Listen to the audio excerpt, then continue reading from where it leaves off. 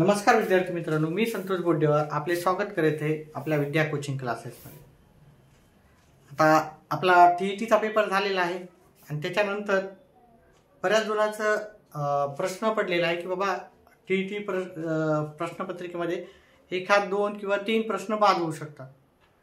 मग जर ते बाद झाले तर मग मला मार्क कमी घ्यावे लागतील का? जसं की तर ते मला मार्क भेटतील का? पहिला प्रश्न आहे की बाबा जेवढे पास झाले तेवढे मार्क भेटणार आहेत का?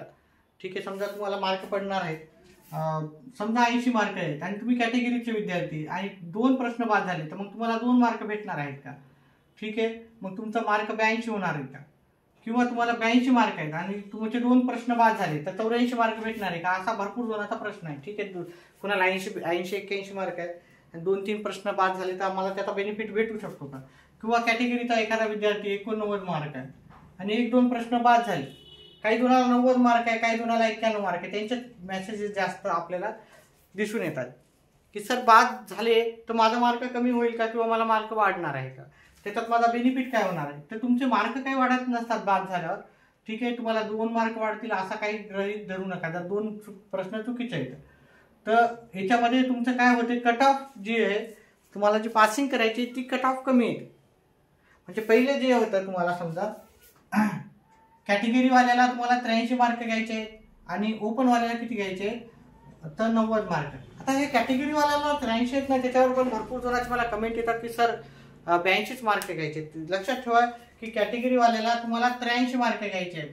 तुम्ही जर 150 चे 55% काढले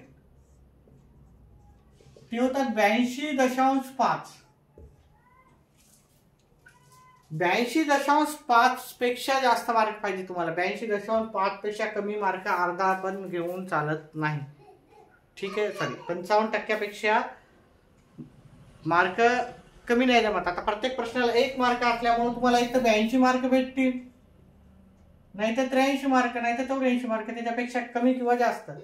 मग हे तुम्हाला ग्रेस अर्धा मार्काचा भेटेल का? तर नाही भेटत। ठीक आहे, भेटत नसतो तुम्हाला। 82 मार्क हे चुकीचं आहे, तुम्हाला 83 मार्कच घ्यावे लागणार आहे।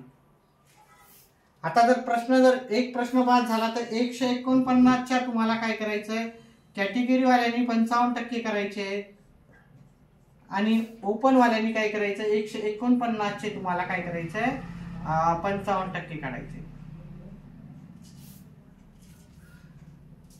2 प्रश्न बाद झाले तर इथे 149 च्या जागी 148 घ्या। जेवढे प्रश्न बाद झाले ते 150 मधून बाद करून तुम्हाला काय करायचे इथे घ्यायचे। समजा 4 प्रश्न बाद झाले तर मग तुम्हाला किती घ्यायचे 146 मार्क, त्याचे 55% करायचे आणि जे पण मार्क असतील पॉइंटच्या पुढचाच मार्क गृहीत धरायचा, नाही तर तुम्ही त्याला राऊंड ऑफ करून मागचा घ्यायचा नाही। राऊंड ऑफ करून मागचा घेऊ आपण आपल्याला ग्रेस भेटेल असा काही गैरसमज हे करू नका।